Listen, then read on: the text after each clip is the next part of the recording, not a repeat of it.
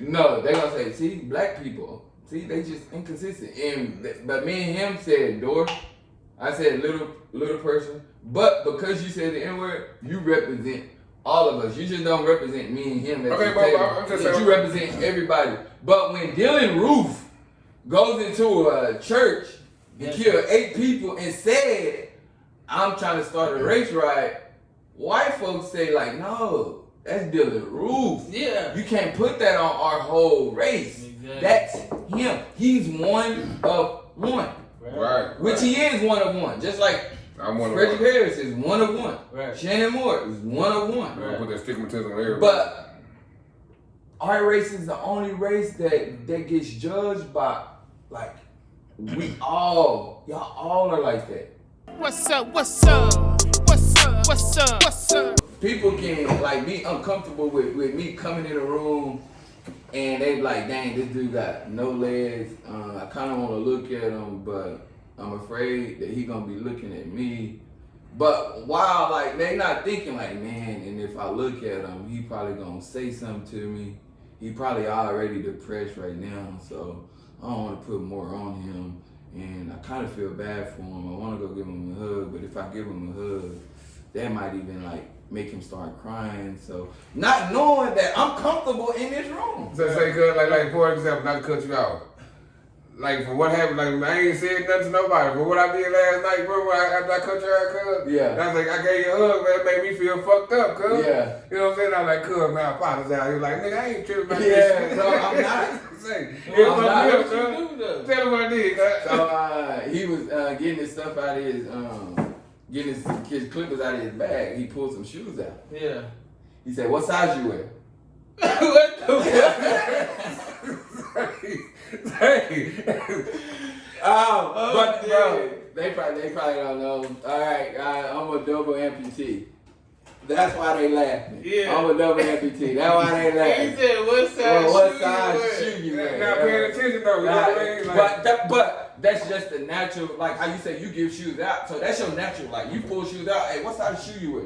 You just tell that to anybody. Right. So, and I knew that, like, damn, you do. Like, when you said, man, I just be giving shoes out. I know you, because that's a habit you have. Yeah. Just asking people their shoes, that's a habit. But a habit of people seeing people in situations like my situation, it just causes them to think something like that they just don't know of. Until you talk to me, maybe like, dang, like, I'm comfortable. Yeah, that's the only reason, like, to get back to the reason why I'm comfortable for the accountability, I never blamed God.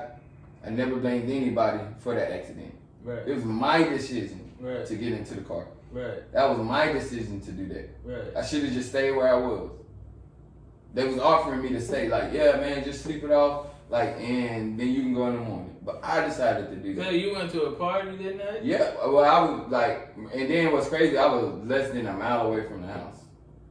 Less than a mile. Right, I remember we was talking, like, you was calling me during that night, like, you was excited. Yeah. Well, I'm about to go hoop. Yeah. I'm about to go hoop. And I was gonna get on the bus and come meet you. Yeah, and so with me taking accountability for that, so I'm looking at myself and I'm telling myself, like, yeah, you're a liar, you're a cheater, you no good. So I'm taking accountability for myself, looking in the mirror. Mm-hmm. So that's why I'm comfortable with myself. But what was that? Because you had it had to take time to get to this point, right?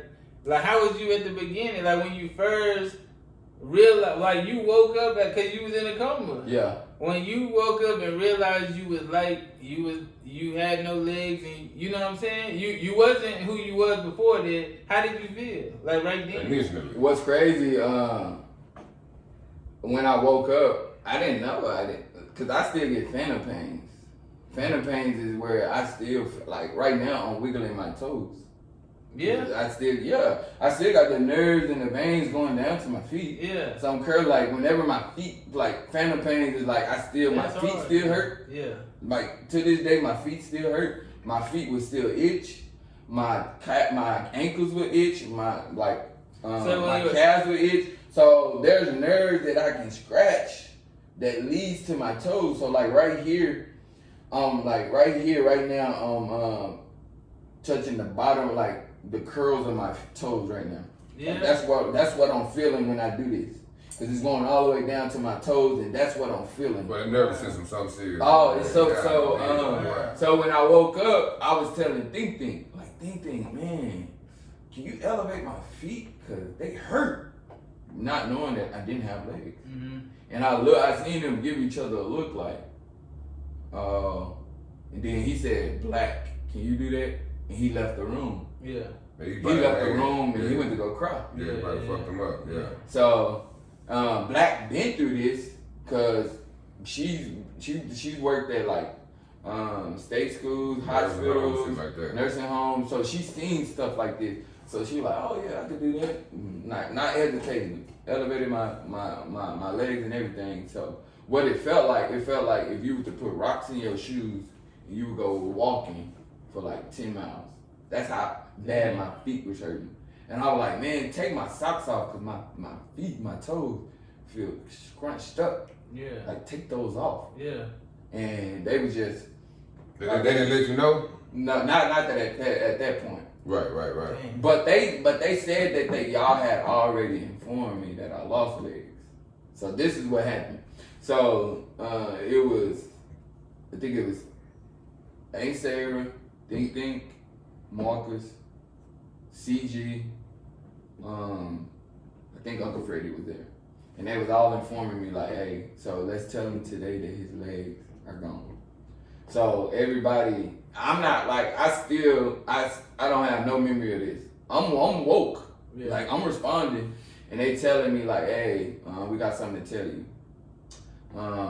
We had to make a decision to, I think my daddy was there too. Mm-hmm. We had to make the decision to amputate your legs. Yeah.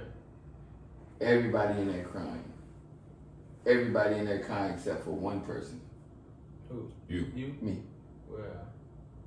And I'm looking at them like, yeah, I got this. I was like, and they said this, I said this verbatim. Y'all, I'm gonna get through this. It's okay. I'm gonna be all right. So I'm trying to console them. Yeah. Like, hey guys, like calm down. Like when they should, like this was CG was saying when he was like, man, I never thought you was a weak dude. I never thought that. But when I seen you do that, like I was like, dang, this the strongest dude I know. No, in real life. This is the strongest dude I know. And he was like, when we should be consoling him, he's consoling us. Like, hey guys, it's gonna be all right. Right. I'm gonna get through this. I'm gonna be all right. Hey, I ain't gonna lie to you, you're inspiration for motivation, cause like I be wondering like, man, there's people out here with all their limbs, man, and I see your vibrations higher than the most people I see. Mm-hmm. Like it's unbelievable, man. And then Unbelievable. like Markayla, my daughter, she's a big reason.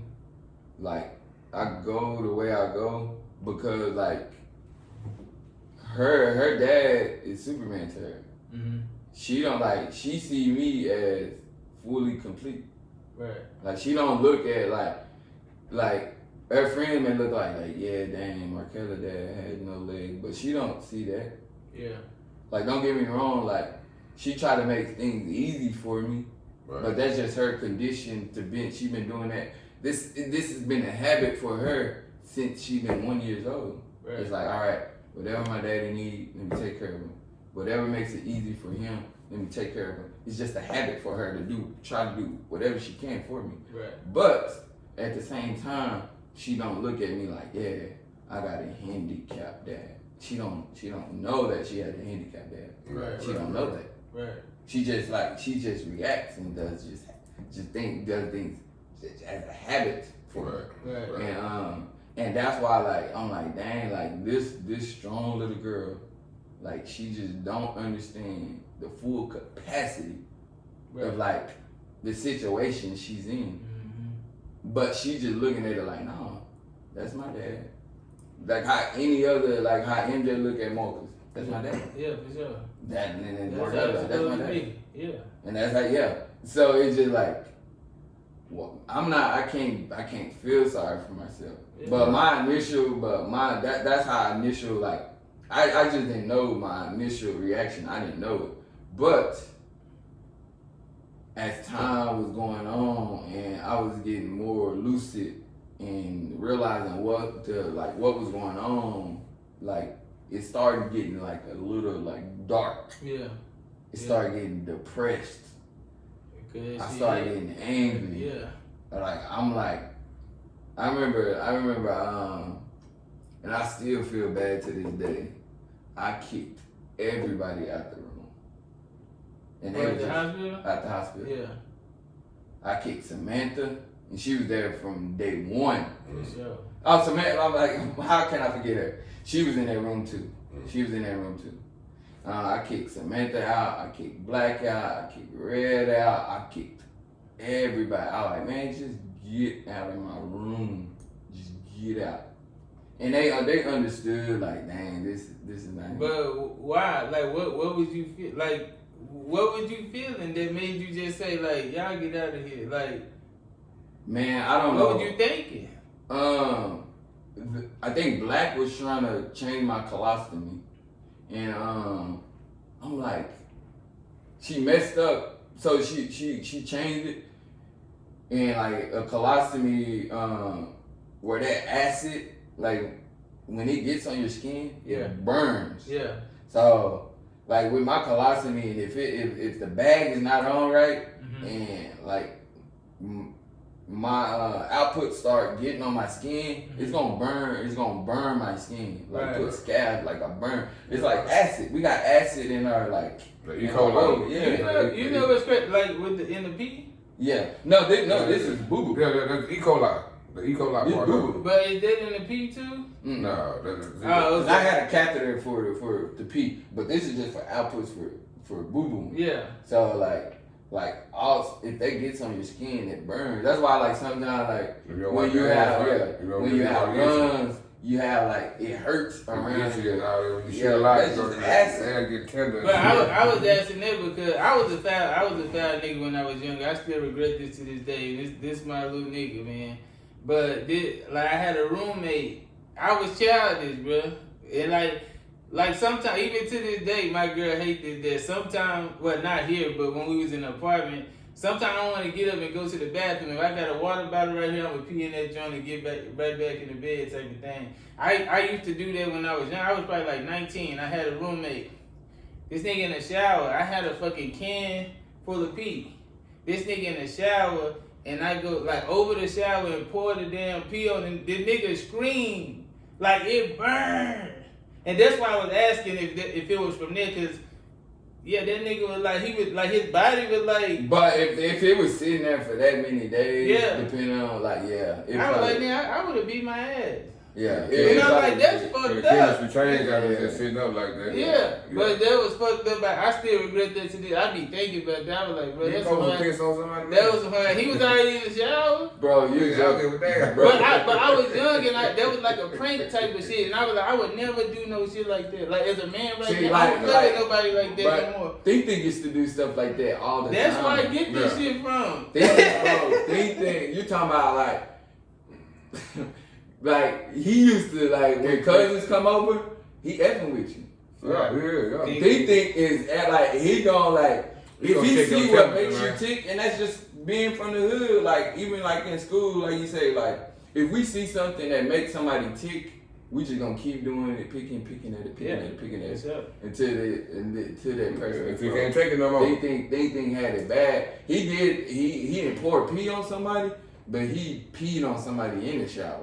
When we was at Miller High, I'm like, you like, bro, you something else. Like, you play too much. You play too much. Like, and like, I would never thought of doing somebody like that. Yeah, like that's crazy. See, think probably the reason why Sean hate me, cause I used to start a lot of that. Like with me and Sean, we used to fight all the time, and I used to start a lot of that though. Yeah, man. Y'all used to fight like y'all was like niggas and like it was like when it was like niggas on site. Yeah. Like it was on site. You gonna come? Oh, bro. Like I'm talking about like they used to go and then like think is such an agitator. He gonna agitate your ass. Oh yeah. You let Shannon whoop him. He's gonna get mad. Like what? Instead of get mad at think. He gonna take it out on him. Yeah. And then Sean get it back. Oh damn, yeah, your big brother whooped your ass. Yeah. Oh, you got a knot right there. Yeah. You gonna go back at him. Like think was the biggest agitator. That's why like every time like, and Marcus is bigger than all of us. Always been. Mm-hmm. But what's crazy, I never realized he was bigger than me until I was in the 11th grade and he was in the 9th grade. And Scooby was staying with us. Yeah. And I used to pick at him. Yeah. They're like, Marlon, why you do Marcus like that? I'm like, I don't know, he's just my little brother. Yeah. They're like, do you realize like, dang, he way bigger than you? I was like, what? That's a big He's like, he way bigger than you. I was like, really? Yeah. And I started looking at him until he got around people that was like 6'4", 6'3", and he looking at him eye to eye. Yeah. That's when I realized like, Yeah. damn. Marcus is bigger than me. Yeah. But I like it didn't register until you got right up there. It never registered because I used to always pick him. Yeah. But he was as a little always brother. In your head, this is my little brother. My little brother. Yeah. And he's always been bigger than me. And Yeah. I just never I didn't realize it until I was like, To think about it, Marcus bigger than all of us. Yeah, you he big. That's a big That's a nigga. big. Hey, his son gonna be big. Yeah. Yeah, he's a big brother, man. Yeah. I ain't gonna speak on that, but I like where y'all came from. That's a story. That's a movie, man. We can make a real live movie out of stuff that we talking about right now. Yeah. And where y'all came from, where we came from, you know what I mean? And what you talked about last night, we used to think about this person. Man, that's a movie, man, because everybody living a different lifestyle right now, man. You know what I'm saying? And it's beautiful. Because like I'm promise you, like when we moved from Lubbock to Midland and we start having friends and we realize like life is just not Parkway. Mm-hmm. That's not life. Right.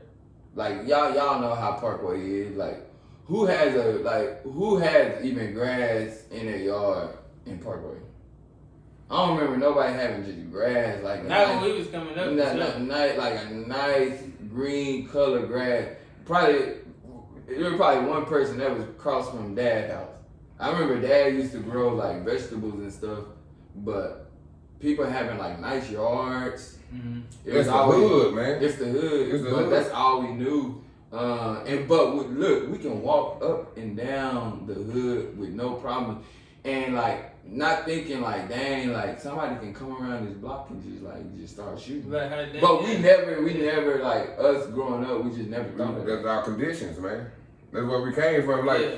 most of the people in Lubbock, like say you know, Texas Tech is like Texas Tech is our main attraction in Lubbock. When people go to Texas Tech, when they initially come to Lubbock, don't go to the east side. Yeah. Don't go to the east side. But us not knowing that, like the outside people were saying that, man, like bro, like when I get older, I'm like, man, I appreciate God and the universe for blessing me to be who I am and where I'm at today. You know what I mean? Like I'm really blessed for that, man, because Lubbock is simple-minded type of shit. Bro, we got like I got plenty of friends that went to Texas Tech, and some days I used to go to the game down there, and we would have something to do. I was like, hey, let's go hoop on Sunday at Parkway Neighborhood Center. They were like, where on the east side? I was like, yeah, let's go. They're like, man, I don't want to go. They were scared. So I took them over there. And it got a little rowdy where like it got rowdy for people that wasn't used to that. Yeah. And so when people start talking noise, like I'm talking noise right there with them. Mm-hmm. And when I come in there, like whoever the best player who they had couldn't F with me. Yeah. So I'm talking noise, and I brought a lot of Texas Tech niggas with me. Yeah, so they really mad, like, dang, you bringing tech niggas over here? Yeah. And like I knew a few people in there, and cause they just know me by thinking little brother, and I'm killing them, and things get heated, and it's just like, bro, we not ever doing that again. Ever doing that, cause we ran the court, and people would just get mad, get frustrated, just like fouling hard, like they they were like, man, like sometimes like we be throwing parties and East Side niggas just come in. But you come from that though.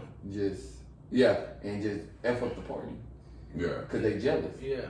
Cause they jealous that dang a lot of these East Side girls liking these dudes that go to tech, and subconsciously you thinking like, dang, like that's a small you feel line, like, yeah, man. you feel like you instead of getting with these brothers and trying to get along with these brothers, man, they start going to tech parties. That's how they should have thought. Yeah. You know what I'm saying? But it's always we want to bring each other down, man. That's the worst thing about us, man. We bringing each other down, fam. But man, it's been like that from the beginning of time, bro. When we was in slavery. Yeah. Who was we bringing down? Us. House niggas. Yeah. If you was in the house, like, look at this house. Nah, for real. like one of Jay-Z lines is like, I would have been in the field. I'd have been playing quarters. I wouldn't have been a house nigga. I would have I was on the block. I would have been in the corner on the quarters. Yeah. Like I wouldn't have been in the house with. Like I wouldn't want to be. Right. I was like, what's the dude from Django? Samuel. I was just thinking about boy. You talking about an Uncle Tom? Yeah. you bringing these niggas around here. Your daddy'll be rolling over his grave. You bring a nigga in here. It was like that. It's like, bro, like. Dang, he forgot he was a nigga. He forgot he was a nigga. Do you think that's because like that's it's a you think that's a stereotype type of situation? Like because everybody. No, I don't think it's stereotype. I think it's just conditioned. Because when somebody make it, some people are like this. When they make it, they look down on you and feel like they better than you. So you automatically feel just because somebody made it and they got their shit good that they feel like that, even if they ain't showing it. But there's been a history of some people that look down niggas say you forgot where you came from. Yeah, but that's more of a condition. We've been conditioned to think that. Yeah. It's not like it's not like a stereotype of like where we thinking like, dang, this nigga think he better than us. Like, no, it's been brainwashed. It's been conditioned. Yeah, but it's not just in our race. Yeah, but we look at other races like look at the people that live in the trailer park. Yeah. Like it's a stigma on them. That's they hood. Right. Exactly. And we looking at them like, dang, like, we from the hood, but we better than y'all. Nah, for sure. But then you gotta think like even like people looking at they conditioned to think like, nigga, I'm from New York. New York nigga can get whooped like any other nigga around this like, just cause you from New York don't mean your hand, you gonna have to prove you from New York with them hands. Like, let's see what's up. Let's see what New York is. Let's see what's up. Exactly. And then like it's just like it all comes from like us being conditioned to think that, and that's what man has put on us. And I'm pretty sure plantations had that too. Like, dang, you only got 60 niggas working for you? Yeah. Come look at my plantation. I got 100 niggas working for me. Yeah. Come look at it. Yeah. Come look at my kingdom. Alright, man. I got 3 niggas just to wipe my ass in the bathroom. Yeah. Like, bro, I think it's just conditioned to think like, nah, bro. If I got more than you, I'm better than you. Yeah. That's the point. Like, and then you looking at as countries, we got it like that. Yeah. The United States, yeah, we are the biggest bullies, and we look at it like, man, like we look at it like third world countries, like, ugh, they got it back, which they do because like poverty here is different from poverty from around the world. Right. Because some of these people that's in poverty. They don't know when they say they don't know when their next meal is gonna be, they do not know when their next meal is gonna be. They don't have clean running water. Yeah. Right. Yeah. But at least the government take care of like some of these families that's on like welfare. Say, man, for you to say that though, fam, I was looking at a documentary, man, in one country with black people, man, they using cow piss or something to wash their face, man. You know what I'm saying? That was crazy. Yeah, like some of them like and we just thinking it's just nasty. Like some of these people just like their cattle that's like how you say money is relative. Yeah. And like it's really not nothing because like we can make the currency of money go down and just like that. Exactly. Like so a lot of these countries, their currency come in what livestock that they have. Right. So like so that's in their India, value. That's their value. In India, whoever has the most cows, them the ones. Right. Yeah. Cause they sacred to them. Right. And anything you can like if your cow having an upset stomach and if he ain't had a bowel movement in 3 days, I need to do whatever I need to do in my power to get him to Take do a shit. Yeah. Right. And you know what I'm gonna do? I'm gonna lift up his tail. Put my hand up in there. No, I'm gonna put my mouth and I'm gonna blow. I'm gonna blow in his anus. Soon as I blow in his anus, She come out. the pressure is gonna build up and it's gonna have everything come out. I ain't gonna lie, I ain't doing that. Hey, That's their value, bro, though. that's their value, bro. Okay, like, bro, they sacred to them.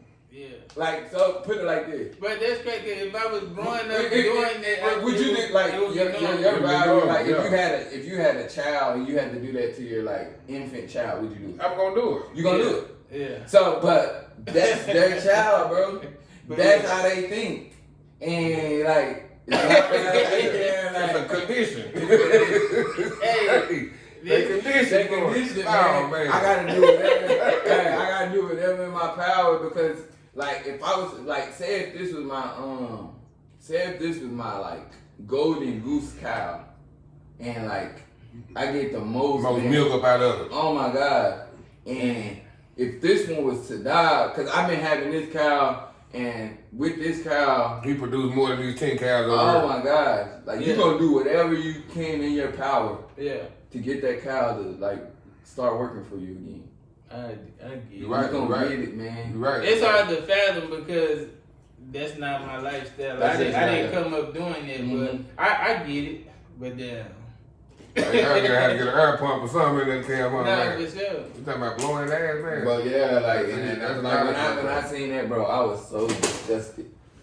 I was like, bro, and then like, but man, that and then like what that cow produced, it was backed up for like 3-4 days and it showed. And I was like, golly, but like that's the secret, man. So I just think like we try to get it.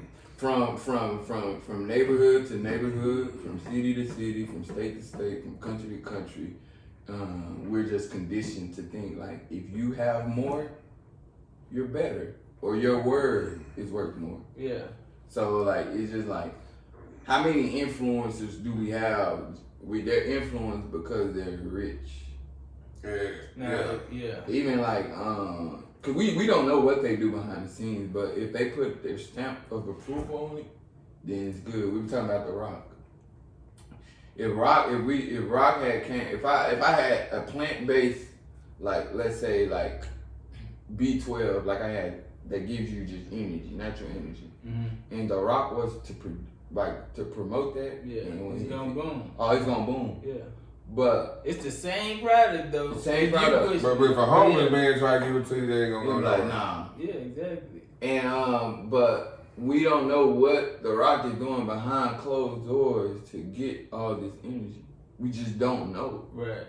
Like we look at man, people can believe it, but I don't believe it. The Rock is on steroids. The Rock is on steroids. And you can't tell me he not. You can't tell me he not. But everybody else, but everybody else gonna look at him like, don't get me wrong, like I love The Rock. Mm-hmm. But he never said if he wasn't. Steroids ain't illegal. But it's not illegal. He ain't playing. But yeah. But everybody think like it's just natural. He shows like he gets up every day.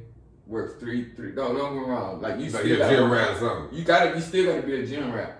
But to produce the muscles that you got, like the big ass traps and shit oh you got, my man. God, like bro, you're there doing this shit 24 hours a day, man. Man, like you can't tell me, like, like look at a natural. Like I believe Shannon Sharp is natural. Yeah.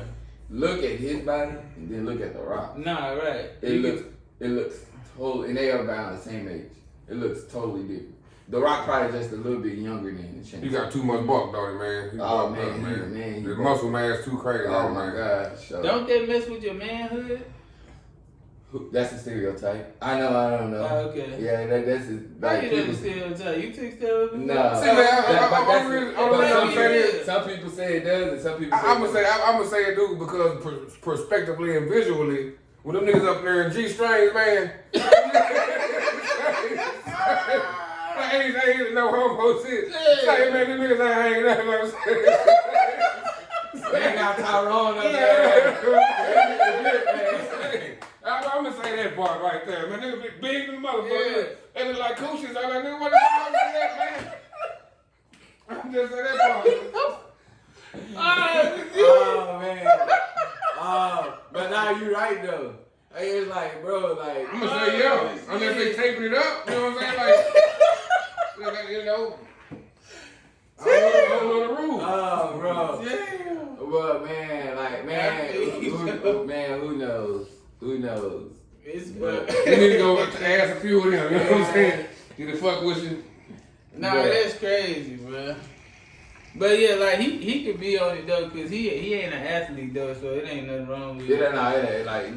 Yeah, it's nothing wrong with it. And I'm not saying there's anything wrong with it, but but because I produce, so they thinking like, cause I get it B12 to The Rock, they gonna look like The Rock, but The Rock is doing something other than 100%. things behind doors that he's not.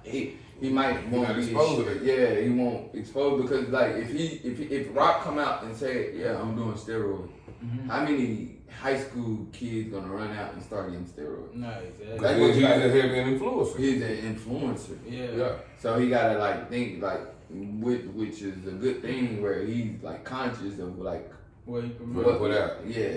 The information put out. So the content that he does put out, like, but he's man like I've never heard a bad word spoke about The Rock. I heard he's Me neither. such a good dude, Nah, for sure. like a great dude. Yeah. And But you never know. You just never, but you know, you Yeah. know. It's been people that I didn't seen like that I would think could never do nothing in the world, but then if you expose a lot of these people behind the scenes, You probably you'll find out they probably like some of them people be the worst people in the world. Right. But think about some stuff that we like. I don't think he is, Yeah, but but you know. think about like some stuff. Say if we all lived in glass houses.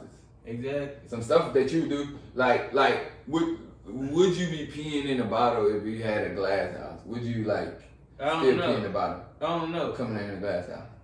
It wouldn't be no domestic It's violence. the only reason why I probably wouldn't because I get a crime probably because I'm exposed. No, but if you on You your probably property, on home. because you still but you still have a bathroom. That bathroom still has a glass house, so we can still see you. Oh, okay. Your whole Yeah. house transparent. It's Yeah. the same shit. Yeah. A toilet bowl ain't nothing but a fucking Bowl with water. man. Come on, dog. Shit. But people look at it like the sanitary of it, like, bro, you doing that like right there in the yeah, like you know what I'm saying? Yeah, exactly. But I don't care what they look at it like. Yeah. I don't. But are you saying like you don't know what people be doing behind closed doors, but what they want to show? The is what perfect they thing show. is what I use what you talking about is the Kardashians. Like a lot of women hate the Kardashians, but just imagine if your life was on a, like you said, like a camera watching you every day. Imagine how many bodies would show up.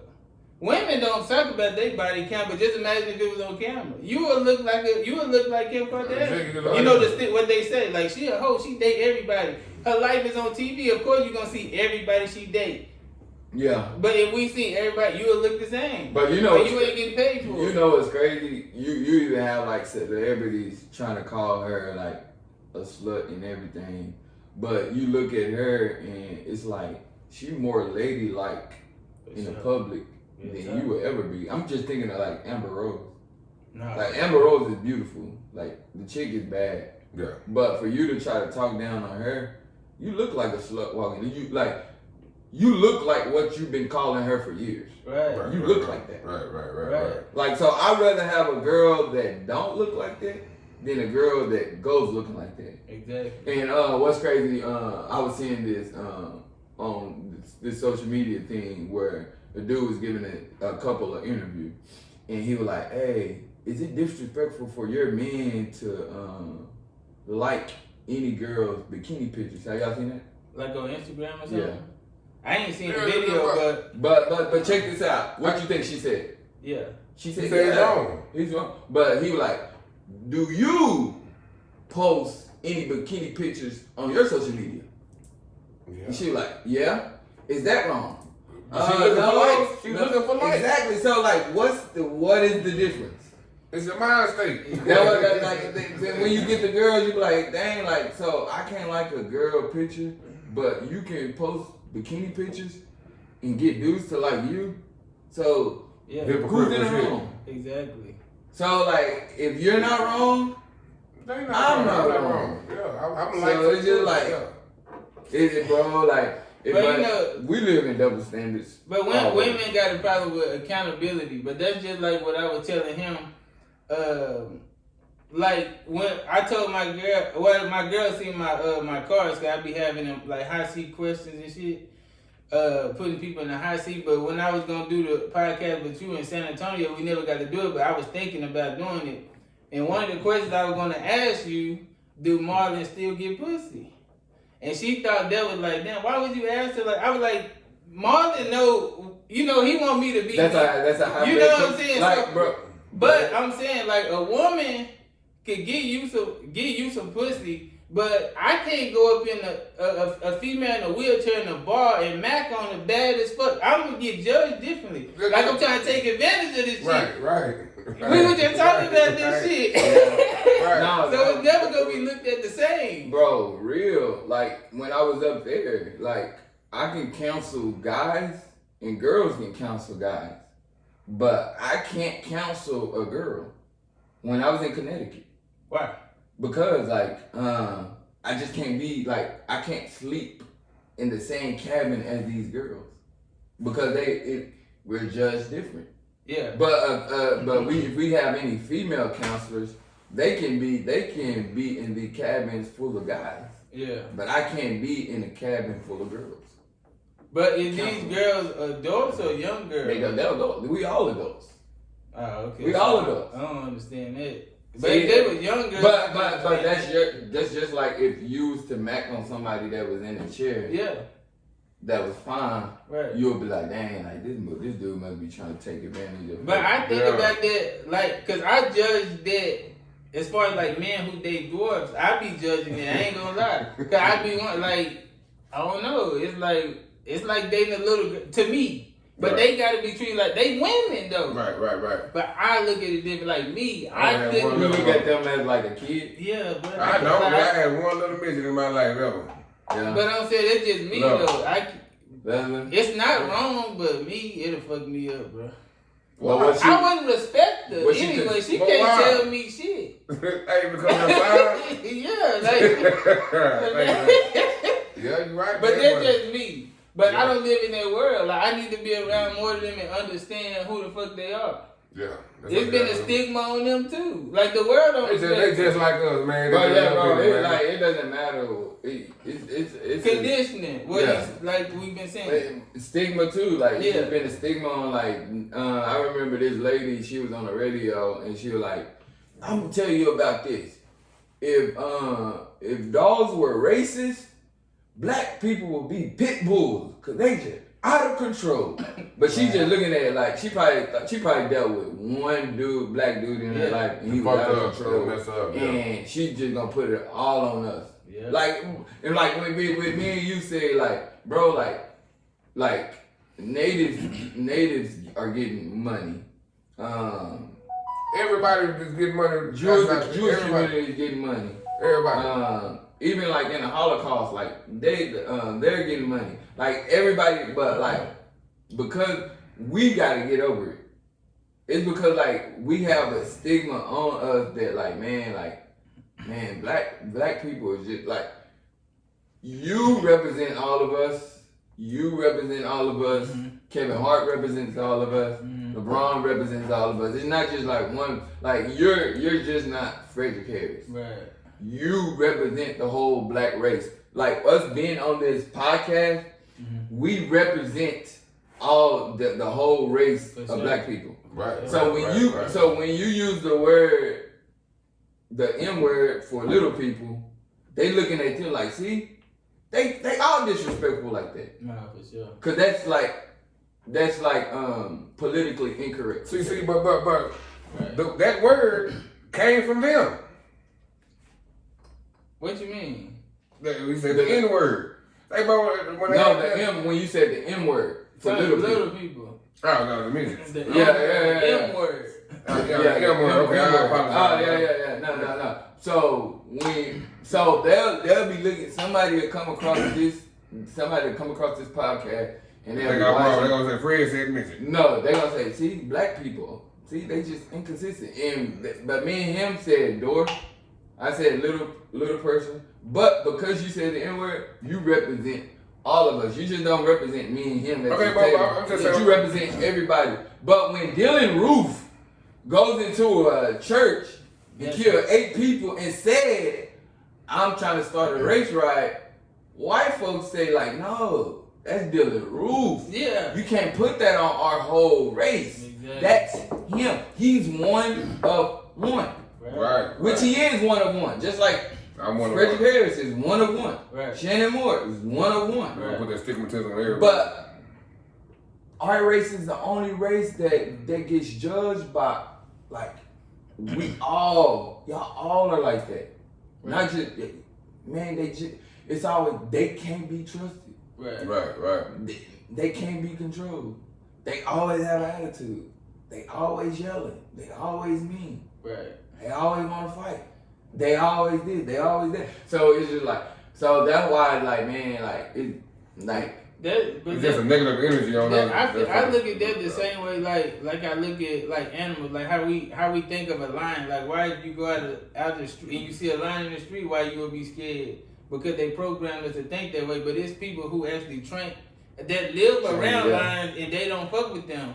Say, man. But they probably scared. They probably looking at me like, why the fuck he acting weird? That's why he acting aggressive. That's why like dogs react different with people with bad energy. Yep. So that's probably what but we look at, because they program us to think that way, like lions are vicious and they'll eat you. And they can see, and they can see prayer, like when they saying like, dang, this dude, like, he acting weird and he's scared of me. Yeah. Dang, maybe I should eat him. Nah, for sure. But like, yeah, like, but no, you're right, cause like I'm gonna freak out if I see a lion, a big lion. If I see Mufasa walking up and down the street, I'm like, bro, I'm not going. They want us to think like that though, fam. But people fail to realize, fam, if you just look at our history, the Ethiopians, man, like the lions and the bees used to go to war with us. That's why they don't want. That's why they want us to get scared of them. You know what I mean? They put that stigmatism in lions or this, lions or that, because they supposed to be around us. But I've seen pictures of where we hunt lions, and lions are scared of black people. Yeah. They like, when if they see a black person, they running away. But if they see a white person, they looking at it like, oh, this food right here. But if they see a black person, they be like, ooh, this the person they've been killing all our people. Yeah. And they'll run away. Yeah. Because like we've been hunting and killing them for But think about this. Before it was houses, we all living out here like them. Yeah. So we would have been able to live. Yeah. So we actually on their turf. Like when they in our back, nigga, that's his fucking land. You knocked out all the trees. All the trees and built houses on top of it. Them niggas been living out here. If you see me in your backyard, you gonna call the police. You know what I'm saying? You came out here messing with them. Think prime example, I Am Legend. Like, everybody has the virus. And they both trying to hunt for deer. The lion got to the deer first. It's because the forest it became part of the city now. Mm-hmm. Like now the trees and everything that's supposed to be growing like in the ground, it done spread out. Mm-hmm. Right. So it's just like, all right. And even like us living on water, like we keep pushing and pushing sea life further and further into the ocean. Mm-hmm. When they used to be right on the the shore. Right. Like we could have but we got so much like construction and boats and pollution just that it forces them to move further and further away from us. Right. And but like you said, that's their habitat. We not even supposed to, we can't even breathe underwater, so why are we in the water? Exactly. Why are we in the water? If we can't breathe underwater, why are we in there? Right. So this is their life. Right. So it's just like I wish I could see like what animals be thinking, like that Eddie Murphy movie he made, like yeah, cause I know they be thinking some fucked up shit about us too. Yeah, I know. Cause we bullies, bro. But we look at them like nothing. Like even with that's why I understand why some people don't eat meat. Like, but I've been eating meat. It's hard not to because I've been doing this my whole life, but it can change. Right. But I understand why some people don't like that shit because like these people got a life too. Like these, you know what I'm saying? They got family. Like you just killed a whole big a cow mama. You just killed somebody's mama. And bro, like and ate that bitch. But for real, we don't even digest meat. We don't supposed to eat it. We ain't supposed to eat it. We vegetarians, man. Yeah, and like how they be like, yeah, you get your protein from this, and all these animals. Well, where do these animals get their protein from? Exactly. Where do cows get their plants? Plants are the biggest protein substance we can get. See, and people got that crazy, man. Like they feel like meat protein is more valuable than vegetation. You know what I'm saying? Yeah. That shit crazy to me right now. Man, you know that conditioned our mind. That's why we having shorter lives. Mm-hmm. People used to live longer than what we live today. Yeah. But for that reason, man, like we ain't conditioned right, man. I don't know. Like Abraham lived to be like 700 years old. He was eating plants. That's all he knew is like fruits and vegetables. Yeah. They had a garden. They didn't eat meat. Right. So it's just like, cause that's the life. That's the lifestyle. Yeah. So that's one thing I regret I didn't pick up from my grandma Eve because when she was like she was still growing her vegetables and all that. Yeah. Like she was going to the shop. See how long he lived? Yeah. When he grew his own plants, man, that man was moving around better than the average individual his age. He was still like, think of it, he died in 2014. How old was he? He was 108. Exactly, that's what I'm saying. Even like 108 years old, man. So even in 2004, he was 98. I think he's still walking around We were walking around. Talking about still out there fucking around the garden and shit. At 98. Now go somewhere else. That go to the average place that nobody growing their own plants. See how old they are. Yep. You know what I'm saying? They put so many contaminants in our foods, man, and preservatives and all that in our foods. Just the hormones and shit, you know what I'm saying? So that's why we die out fast. Yeah, our lifespan is like it's getting a little bit healthier, but it's just like all the greasy foods. And then like even in the hood, all they put around us is just like fast food joints. So they don't put nothing like healthy for us in the hood. So it's just like, well, and then they making it like affordable also. So it's cheap, it's easy to go get. Man, it's so easy just to go get hot and ready and just go home and just, all right, here's dinner, y'all. Right. Instead of going in and like, all right, well, let's, like, it takes time. Like when Dad used to grow his plants. Yeah. And that takes time. But it was natural stuff though, man. No preservatives, no hormones, no this all. But I feel like that's the type of stuff we need to be taught in school, like how to live. Mm-hmm. Like a lot of that stuff we don't need. The biggest thing I think we need money management courses throughout elementary, junior high, definitely high school. Yeah. Money management courses. We need it because like we don't know, or even like we don't know. I feel like how credit is, how valuable that is to live in America. Credit is. I feel like that's supposed to be mandatory coming out of school, man. Yeah. And they teaching us wrong things, man. Yeah. And then that's why like with this generation, we getting people that are more woke in these positions, and they like, no, like, I'm giving out these free courses, and this is for like black families, and like for kids that's about to going to college. Cause I remember my first, bro, as soon as I turned 18, they sent me a credit card. That's how cold the game. That's how cold the credit game is. Yeah. They sent me a credit card. And what you think I did? It's an I love debt score. What you do? Oh, I activated that bill. What you think? I had $300 extra. You got debt immediately. Bro, I got. But you supposed to though, like, but you probably did. But I didn't do it right. I didn't do it the right way. You Cause I didn't have to do it at that point, especially when I didn't have no job. Yeah.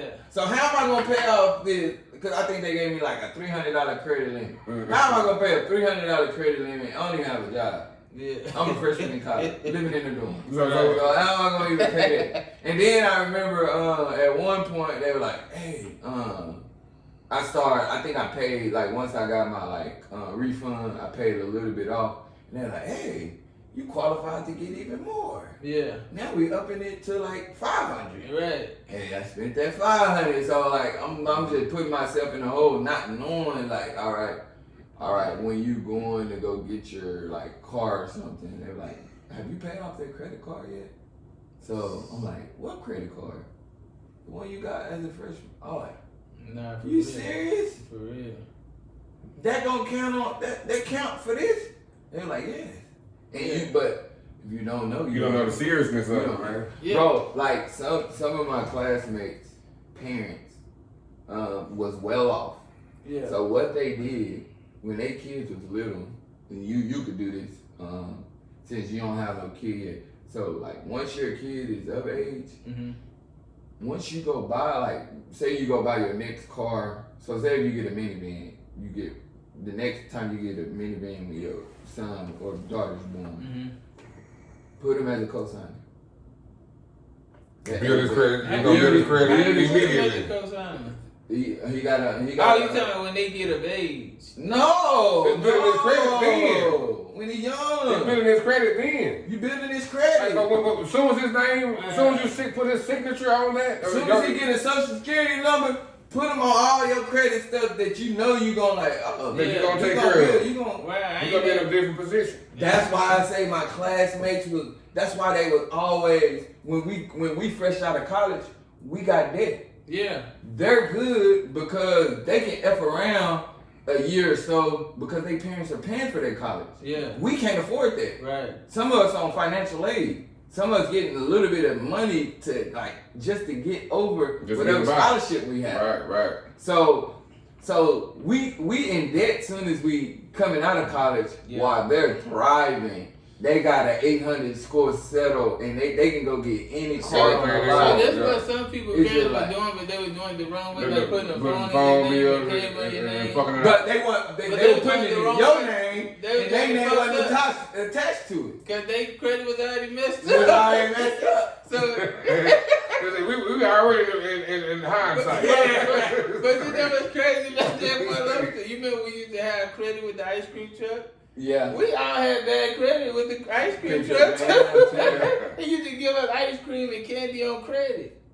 Yep. I remember one time. I remember one time I heard he tried to rob him. I was like, bro, not the ice cream, man. Yeah. The only white dude that he come out of his way to come to Parkway. Yeah. And he was just the nicest. Bro, remember he used to give us rides. Nah, for real. He used to give us rides. The ice cream man give y'all a ride. Giving us rides. We'll just. See, that's movie shit, man. I ain't never wrong with that. Bro, he used to like. If we didn't feel like walking down the block, we would get on the back. We all could fit there, sitting down, standing up. He was like, "Come on, let's go." Movie shit, man. Nah, go. for real. This ain't for Let's real, go, bro. And man. it's just like, and then when I heard Munchon do it, I'm like, yeah, Munchon, like right now, he's just not in his right mind. Yeah. See, but see, a lot of people, that's your brother, but a lot of people don't know the dynamics of what he went through. You know what I mean? As far as like, Yeah. you know what I'm saying? Like when, I ain't gonna speak on like that. Well, they don't know him. He gone now. You remember we talked about? Do you remember that when we talked about this man? Everybody that he was talking about, they were dead. Yeah. At the moment, but he was like, man, why you telling these niggas? Why you snitching on him? Why you snitching on the dead man? Yeah. He was just telling this story so I can get out now. Everybody I'm talking about dead. Yeah, you know what we talking about? Like Birdman brother, like to get out, like he was facing life in jail, and then he snitched on. Well, he told say it's snitching. he told on like his homies that already dead. He gave the people some bodies that killed these people. He saw some murders but his friends already dead, and they saying he a snitch because he told on the dead. That's not snitching. It's a difference between if you were alive and the other 3 dead, and I'm telling this story, but it can still put you in it. But the thing, I snitch. But the thing, but everybody that's dead, and I done told the story to get myself free. Because I can't. What can I do? But this the thing. The streets ain't for everybody. It's still snitching. Even it's not like we can't. I ain't even come from that life, bro. I'm not even in that lifestyle, but that's snitching. Cause you been rolling with this man this whole time, and then once because like you think so? It's snitching, bro. Everybody see it a different way. Okay, good. This way I'm finna have. It's snitching if me gonna do. If I feel like snitching is if I go catch a case. And I had a negotiation with these laws that come to affect your life. You know what I'm saying? Now these laws know all your information come to raise you. That's snitching. But it's still affecting his life because he still got people attached to him. Like you shouldn't on his name. Yeah. Like you putting it, you tampering his name. And so now, no. Now your kids still live in the hood. You're a rat. You're a rat. You come from a rat. You're a mice. You're a rat. Okay. No, so it's just like his kids. It's just like you can't do it. If you gotta face some consequences because you know what. When you put a different perspective like that, okay. You know what it comes. Don't be in the streets. If you a lot of the rules to the streets is not logical shit. It's not. So, but you gotta live by that shit all the way through. So don't get in it. You gonna be with the shit or you not with the shit. But you can't live right here in the middle. You can't. It's no middle ground. There's no gray area. And what's crazy is like people from the hood only like I've never been involved in stuff like that. Yeah. But just growing up in the hood, I just know that make me cringe when I heard Birdman. Like when I first heard it, that made me cringe. Like when you told me that story about him like telling on what the dead person done did. It made me cringe. Like, his brother though. Yeah. You do that? Yeah. Like, golly, like. Yeah. That's like look, just say money shot not here. Say I did something real bad to Marlon that he thought I did something real bad to Marlon and then he thought his brother did it. And then I tell like, bro, your brother, like his brother did, like me and Marlon got issues because of this, but I said your brother did that shit. Like I'm putting dirt on his brother, and his brother probably did that shit, but that's fucked up for me. That's fucked up for me to throw dirt on Money's name while he ain't here. And now he you know what I'm saying? For him, like that's fucked up. Yeah, you're right. You gotta be accountable for your shit. If you gonna be a part of something, hey, is we still Spondu for life? Solid safety and secrecy, man. Yeah. That's why, if you gonna do dirt, don't put nobody attached to it that you know that don't live that type of lifestyle. Right. Don't do that, bro. Go to any mom that has a son. Yeah, that's my king. Yeah. Look at my king right there. Don't care what that son is. Delusional. What he do? The delusional is like your son kill a nigga. Like, he ain't doing that.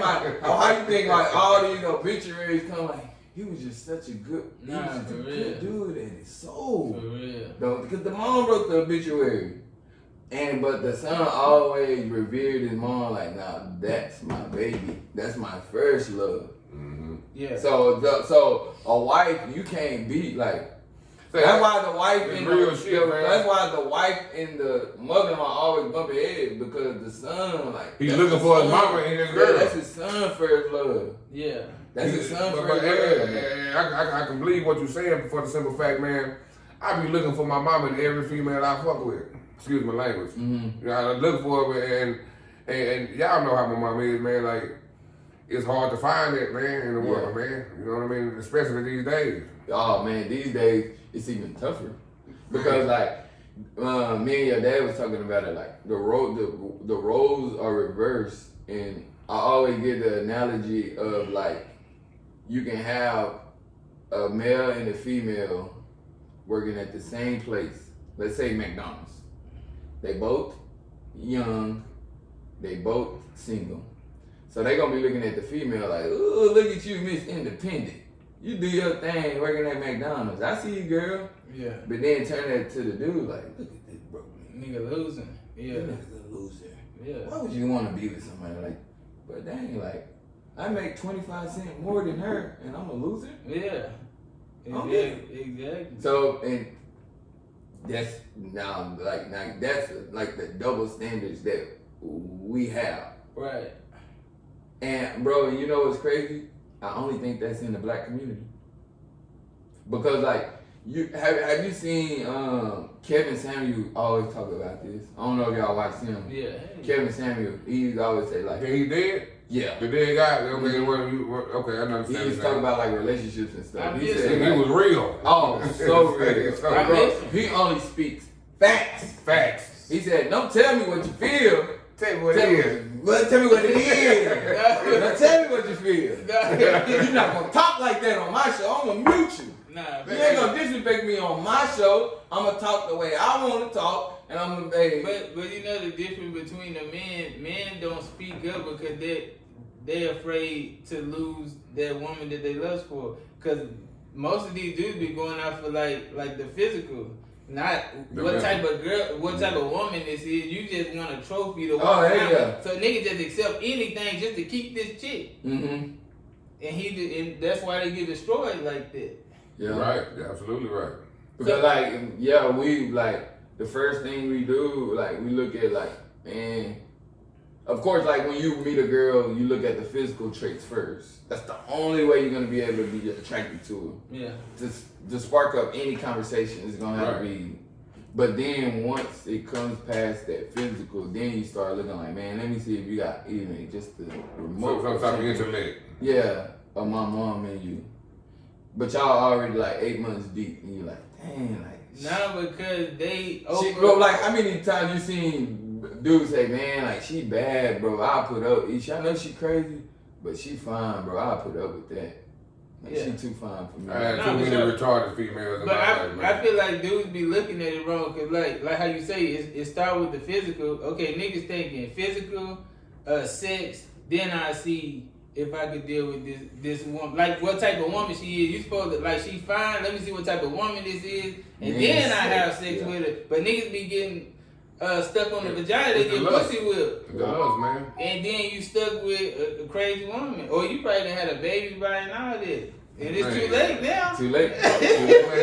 Too late. But men gotta start valuing themselves. We were just talking about this on the way here, like, man. Why? But our women gotta start valuing us too, because they'll look at us. They'll look at us the same way. Like, look, they'll be the first one to say, "Look at this broke nigga." But it start with us though, because we don't have to deal with this shit.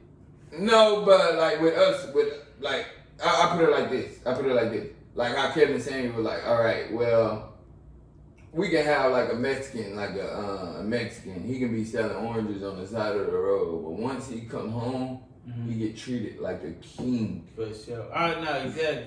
See, and I'm like, and he makes probably like $1 an hour, but he coming home with $8 and he getting treated like a king when he come home. Real time. But all right, well, this 19-year-old kid trying to do something with his life. He don't want to go the gang route. He can't afford to go to school. This is what it is. Right. He got to start at McDonald's. Right. There's no, this is the only place that will hire him. Right. He's tried going out of the hood trying to get a job. But this is the only place that he knows that, I can get this job right now. Yeah. And I need it. And we were talking about poverty lifestyle. We like, instead of waiting on stuff, we want stuff like right now. I need this money right now. Yeah. And then our women looking at us like, look at this broke nigga. You're right. See, a woman don't look at your potential. They looking at your wallet. See, because she can be looking at this man that's a millionaire right now, right? And like you said, you can have the same cat that's younger than this millionaire right now, but later on in the future, he gonna become a millionaire. But just because he had McDonald's and doing these small jobs temporarily, they gonna judge him. Bro, what's the this is my favorite Tyler. Like I don't even like Tyler Perry movies, but it was that same scenario, Confessions of a something, where the girl was gonna talk to her boyfriend and gave her boyfriend, they gave her husband a job through that yellow dude. No. She was with a dude that was working in a pharmacy. Right. They went to school. They went to college together. Right. So she was like I think she was like an investor, like a broker, like investment broker or something. Right. So a millionaire came to her and he was showing her stuff that she ain't never seen before, and she started falling for this dude. But not knowing like, you got a great dude at home that works 9 to 5 and works hard. Yeah, it's up. So the millionaire ended up giving her full-blown AIDS. Oh, I know what you're talking about. Yeah. So she left her dude for him, and he would try to do anything to protect her. Right. He was even trying to fight the dude, the millionaire. The millionaire was beating him up. And the millionaire beating him up? Beating up the dude that worked in it, because he was a square. Yeah. Right. But he was built. He loved his girl. Yeah. And he wasn't flashy. He didn't like the lifestyle. Like he didn't like the nightlife. He was just a simple guy. Right. But she wanted more. Mm. And the millionaire showed her more. Yeah. Right. And she fell for it, and they ended up messing her life up. Getting into it. Yeah. Messed up her life. The only way she knew it because her husband at the time, the pharmacy, hired on a girl that used to mess with him, the millionaire, and she's been running from him for like the last 5 years. Yeah. And she found out who he was, and she was trying to talk to him, talk to his wife about him. Mm-hmm. And 20 years later, tell me why the girl that got full-blown AIDS has to come to his pharmacy to get her medicine. His pharmacy. Like, he owns his pharmacy now. Yeah. So he's there now. Exactly. He's a millionaire now. And when she come in, he got a beautiful wife, beautiful kid, and she looking like, dang, like. Yeah, exactly. Bruh, it's another Tyler Perry movie with Taraji P. Henson. I seen that one too. Where she was like, he ended up like becoming a millionaire. Yeah, but he got an invention that he been working on. She didn't believe in it. But she stood down for years. But he was, they were struggling in the midst of this shit, and he was trying to. Did she get like a settlement check, like a life insurance check? It was something like that. And they were saying that he was just blowing through money. Like, yeah, but he was working on his craft though. Like he had an invention.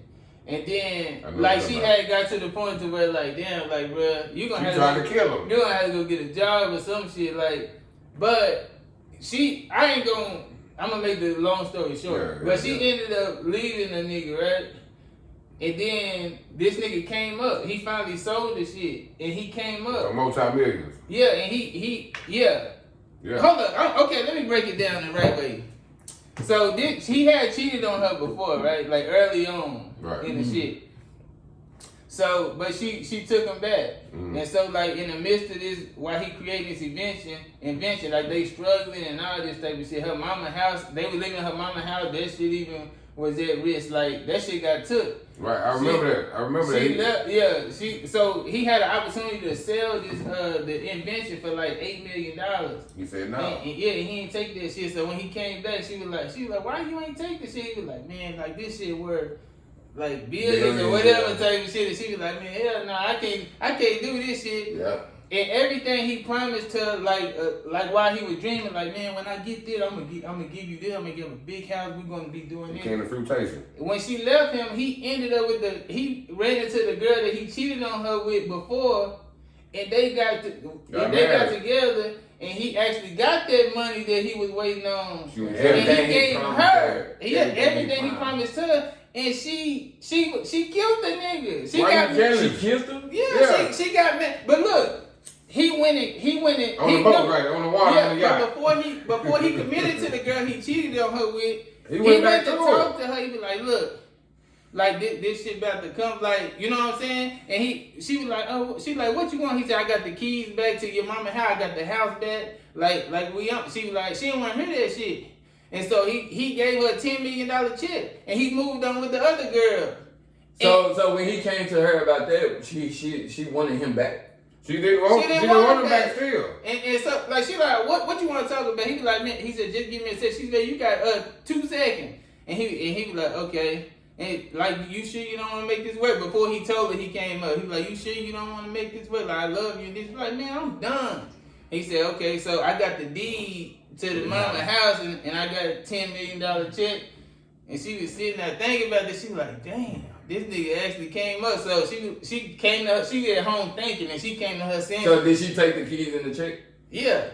But she popped up with this nigga. She had the, I guess she found the address to where the nigga lived or whatever. And she just popped up with her sexy shit on. She walked in there. He with that girl that he cheated on her with before. And she killed the nigga. Cause she said, this the life you promised me. I'm supposed to have all this. But he just gave you a chance. I gave you opportunity. Yeah. To take me back. You know what I'm saying? That's a Tyler Perry? Yeah.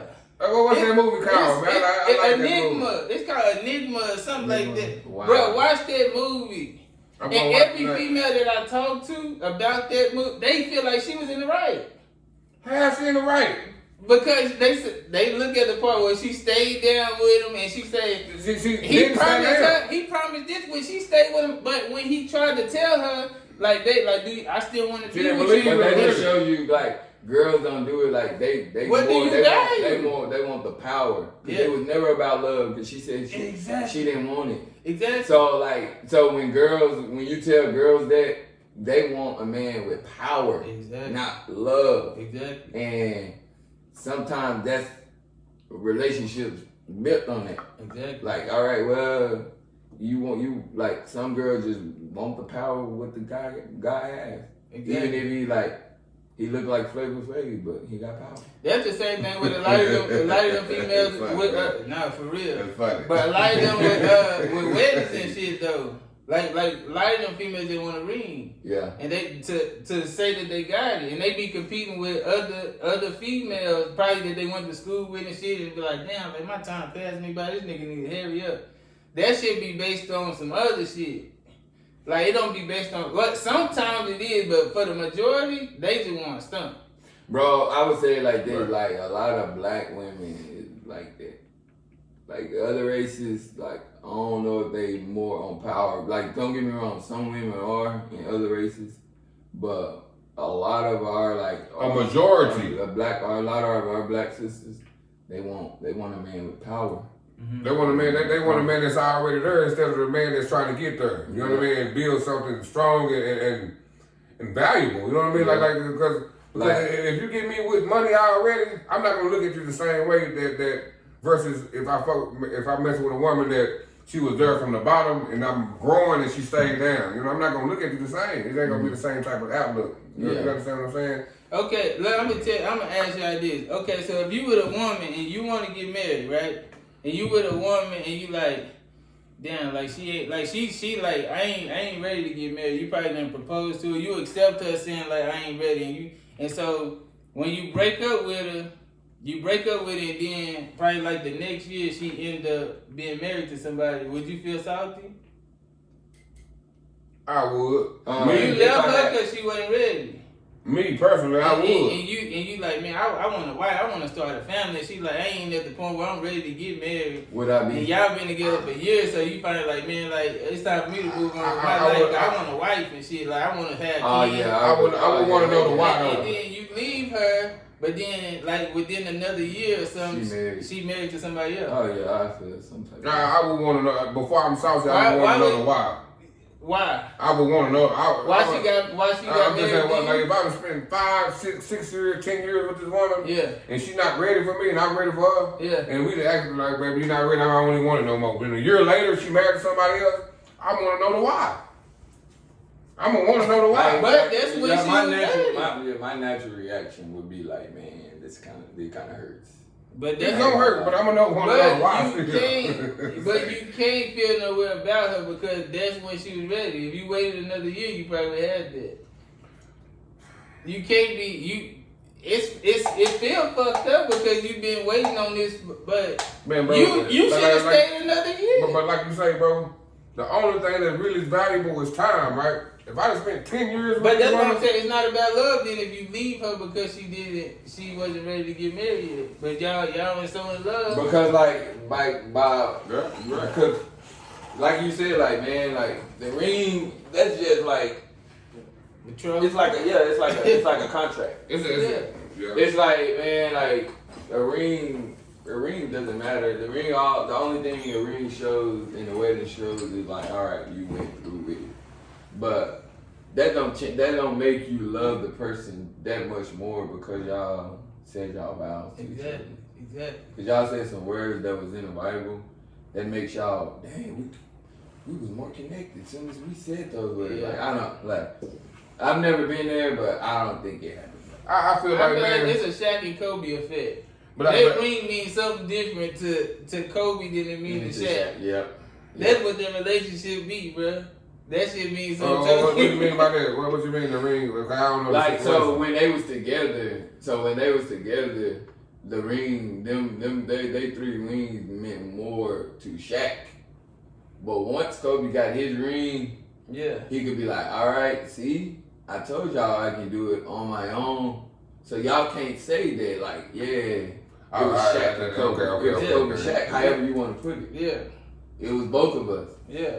And then you know what I'm gonna do? I'm gonna one up you. I'm gonna win more rings than you without you. Yeah. So you won 1 without me, I won 2 without you. Yeah. So now I got 5, you have 4. So I validated those 3 rings because Kobe wasn't getting validation when he won. Like when him and Shaq won those 3 rings, it mean more. Like so, say their career ended at that point. Right. Shaq going into the Hall of Fame. I don't know if Kobe going. Even though Kobe got 3 rings, he's not going to the Hall of Fame. Yeah. But once he validated with that 1 ring when he won against like Orlando, then they're like, all right, yeah, you got 4 rings. Yeah. How you feel about Kels? Man, what I can do. So at the beginning, I could compartmentalize the situation.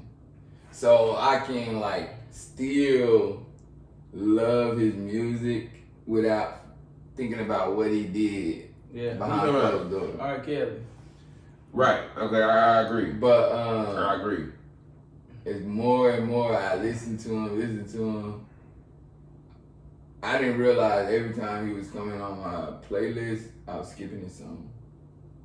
Yeah? I was skipping his song. Yeah. Every I'm like, I'm not feeling this no more. Dude, and I guess, I don't know, he a king of R&B though, you got a word? He the most, beside musically, man, he the greatest. He the greatest, bro. He the greatest. For sure. Yeah, bro. He done wrote songs for people, man. When he sat on stage and he said, "Hey, I got hits for days." He got hits for days. I love R. Kelly so much. He executive produced the Isley Brothers Body Kiss album. Exactly. Woo! That thing hard.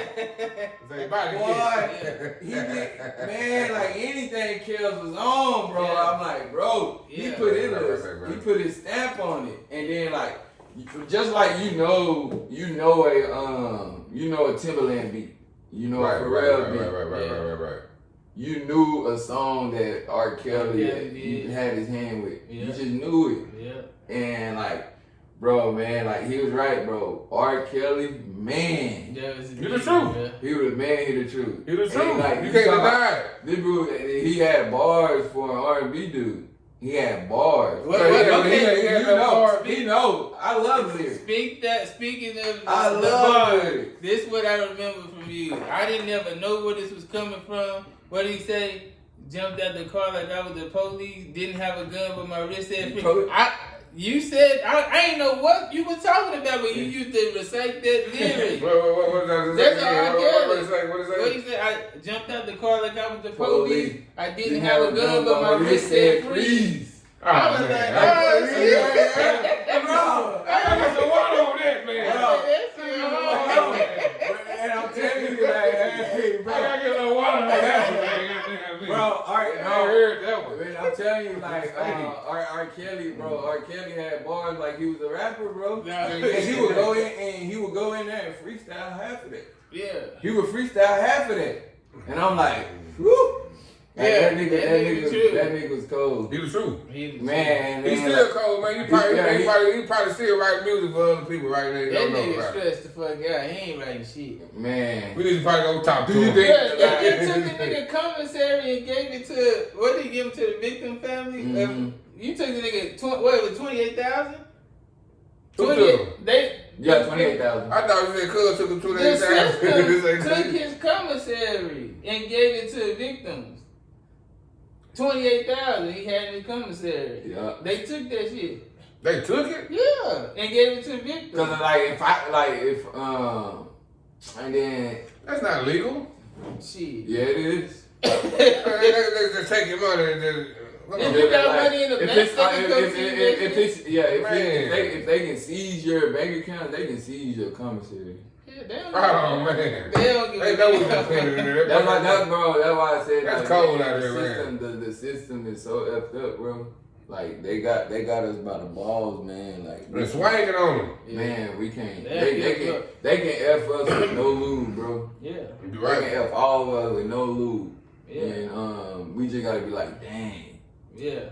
You just gotta, like Tupac always said, like the system wasn't created for us to succeed. For sure. It's not. But we we be finding cracks and we be getting through it, and then they be trying to find plug up that crack, man. Plug it up. Anything that we succeed in, they want to stop it. Oh, yeah. We ain't gonna go too deep into that because you know what I mean. But anything a black man will thrive on, they gonna make it more illegal, or they gonna try and stop it. Yeah. So, like, perfect example that they said, like in the NBA. All right, you got all white boys like handling the rock or whatever. So first they said, all right, well, no, then they had black people doing it, the Harlem Globetrotters. Then they got the black dude. Well, you can't be doing no fancy dribbling. You can't be doing that. Why? Because you got They to could do it. But it's like you got to do it the proper way. You got What to is do it the proper? proper way. So then you getting dudes that's coming in that's dunking the ball. Hey, you can't dunk the ball. So dudes are still getting over the rim, laying it up. They're like, all right, well, we're gonna like they find a way to get around it. Because they found out that the fans like it and they make money. They make money. And then like You right. then once we get on the court, like our defense is so nice. All right, well let's put a 3-point line in. So like we ain't gotta go in that paint. Cause we can go. You dominate. And cause we're so elegant in the air, we can go up, under, through big. A white dude can't do that. If he go up, he's just gonna get his smack. Cause he can't reverse and he don't have the body control while he in the air to like move around to lay the ball up. So he can, once he jump up, he's gonna jump it up and coming straight back down. Yeah. So it's easy for to get the block. Yeah. So all right, let's make the 3-point line so they don't have to go into the paint.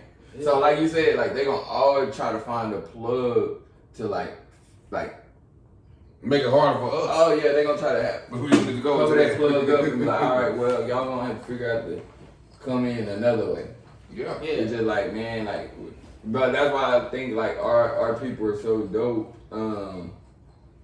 We literally like laugh at our pain, bro. Yeah. We laugh at our pain, and because we happy and we find a way to make it happen. Like the music industry. The music industry wasn't for us. Yeah. Bro, the first you know what rock and roll was considered? R&B. Wow. R&B was rock and roll first. I didn't know that. Yes. So once they start like, that's why you get like a lot of like classic rock. It's like a lot of it is like smooth. It ain't like that like hardcore heavy metal type stuff. Yeah. So when and it was Chuck Berry. You always hear about Chuck Berry. Chuck Berry, he was an R&B star, but R&B and rock and roll was like hip hop and rap. Right. You can't have rap without hip hop, and you can't have hip hop without rap. It's intertwined, and that's how R&B and rock and roll was. Yeah. So they had to separate it, right? All right, well, this is what rock and roll is. Yeah. And this is what R&B is. Yeah. And then like a lot of people looking at it like, oh, so what what Elvis is doing, that's considered rock and roll. But what Marvin Gaye doing, that's R&B. Yeah. So we're like, all right, y'all gonna take that from us? All right, we're gonna bring some soul to you. Cause if you listen to Marvin Gaye in the '60s, it was a lot of pop stuff and it was a lot of like R&B. But when the '70s came and they had the '70s soul era come through, Yeah. it changed the game. Like, ooh, like this is cold. Right. This is cold. And then on the verge of at the end of the '70s era, started formulating hip hop. Yeah. And then like we just rapping on the block. We Yeah. just freestyling on the block. And then that started becoming bigger and bigger. And we're like, golly, like. But look, you said that the music business wasn't for us because we don't be thinking business. We just be being creative. That's it. And Imaginative. That's it. That's it. And they're gonna stamp that shit. Man, like one of the nicest songs that and it's kind of effed up is Hollywood Divorce by Outkast and Snoop.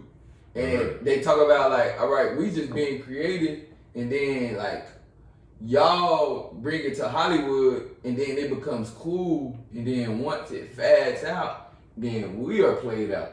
Yeah. It's just like, nah, dang, like that Hollywood Divorce is like you such a big star and you think you're gonna be on top this whole but there's gonna be a different era that's gonna come through and it's gonna be different. Like think about like the 90s versus the early 2000s. I remember when they were saying. I remember when Wayne started having his run. They were like, "Hip hop is dead." Yeah. They really thought hip hop was a fad, and they thought that was gonna come and go. Yeah. And they were like, "Man, hip hop is dead." And I remember Nas coming out with an album called "Hip Hop Is Not Dead," but it really didn't sell because Nas wasn't just Nas, and then Jay-Z just retired.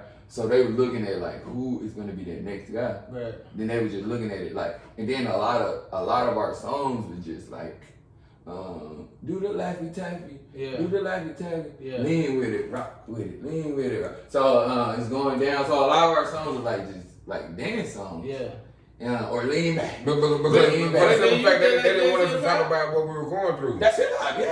Laffy taffy. Yeah.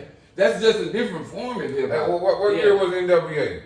That was like they didn't want that coming out though. No, that's why we had to make dance songs. But that's when they started putting the explicit lyrics on rap. And then even like Tupac was like, but people was looking at. That's why I say Tupac had always been that nigga because like Tupac had conscious albums. Yeah. Like Me Against the World, that was a conscious album. Yeah. But they were like, man, he's a gangster rapper. Look what he's talking about. He like, you can go look at what I'm talking about. Exactly. I'm talking about conscious stuff. Exactly. No, the niggas you need to talk to is NWA, Eazy-E, Ice Cube, all them West Coast dudes. Right. I'm talking about conscious stuff. But they were like, no, Tupac is the head of it.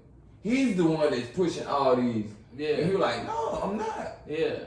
But if y'all want me to get gangster, I can get gangster. Right. Right. So it's just like Tupac was really telling us what we're going through as far as it was just like it was like, man, like how you say Brenda's got a baby, keep your head up, dear mama. It's just like struggles that we have in the hood. He just show you a picture of like growing up in the hood. Actual facts of what we're going through. What we're going through. Yeah. Right. And it's just like I hope to see better days, but God, we ain't ready to, and God, we ain't ready to see a black president.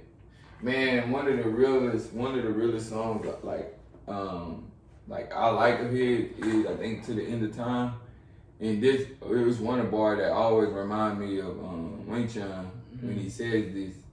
He says, let me look it up.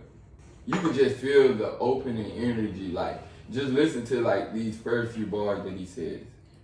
But I said emulate Pac's life because like most niggas, what they get from what draw them to Pac, just like when we watch like gangster music, like when I watch Boys in the Hood, I watch it different now than I did as a kid. I just wanted to see Doughboy. I want to see what they was doing, the gangster shit. Right.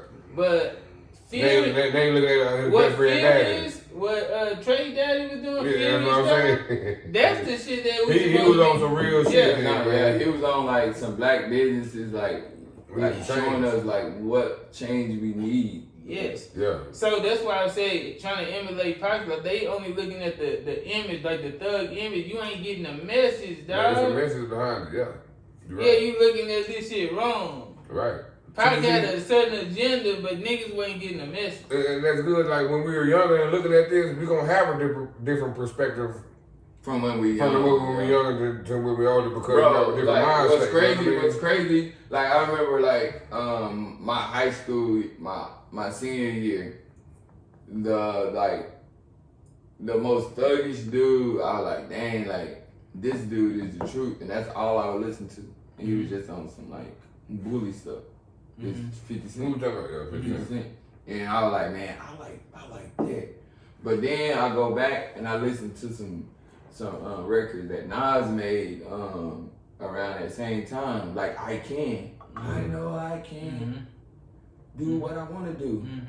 And I'm like, that's the message I should have been listening to. But something pulling me to you know what? He looked like your environment where you come, like the shit that we all looked up to Uncle Victor. And he that type of shit, you know what I'm saying? And he just showing me how it was growing up in like I've never been to Jamaica, Queens, but from what he says and what he raps about it, I know I can see what you're talking about. Like, I want to ask you this because this relates to the same thing. Why did you look up to Uncle? What did you see in Uncle Victor that draw you to Uncle Victor? Man, he was just like a cool, like me He was growing up. I like cool dudes. Yeah. Like if you was cool, Yeah. like I really didn't care about like gangster or nothing. I really didn't care about that. But if you was cool, and I just thought Victor was cool. He had the ring. Yeah. He had girls. And it's But just he was gangster. What you think he was? He was gangster. Everything you admired him for, like at the time, like he pure Uncle Vic. He himself, that's Uncle Vic. Yeah. Like that's the Uncle same gangster, thing, like with 50 Cent. Even though it's like the gang, but that's who the fuck he is. So like when you see him now, and people want the same thing from him, he always been the same person. But like when you in an environment, and when you in a certain environment, you gotta be a certain way. But he always say, like if I could have went to college and I could have had a different life, I would have did that shit. But people always want to see, like they want to see the gangster shit. You know what I'm saying? Yeah. But a lot of people be more influenced, huh? What made you look up into Uncle Victor? When I was a kid, it was like the gangster shit. Like for me as a kid, but like. When I got older, it was just like he like Uncle Victor, like he was himself, like what I just explained, like he was just a kid, like Uncle Vic, like he made me feel like it's cool to be me. You are. Because when you growing up, I'ma just say when you growing up as a dark skin like nigga like me, I was like my cousins all probably had more girls than me growing up. I had to grow into my them yellow niggas in style. I had to grow into who I am and my confidence and shit. Yeah. And so when you look at somebody like Uncle Vic, like that nigga ain't the nigga on the magazine that they think gonna attract the bitches. Uncle Vic had all the girls. You said that time. So he showed me that I could be myself and still get. You right. The same thing y'all get. Yeah, I'm confident, nigga. I'm me. Yeah. There's no other Uncle Vic. Uncle Vic was, hey man. You know what I'm saying? It's no other me. It's no other you. But a lot of people be like, okay, this nigga got this girl because he got this money, or this nigga got this. Nah, nigga, like this nigga, it's more than just this money. They got the girl. Yeah. Or they probably like, I'm gonna go get a fat ass from this doctor because dudes like girls with fat ass. That's probably not even why the nigga got the girl. You know what I'm saying? Yeah. And then it's like Dave Chappelle said, like, a lot of dudes, if girls wasn't attracted to nice, shiny, big things, we probably wouldn't have the cars we have. We probably wouldn't have the house we have. We probably wouldn't even go for the job that we have.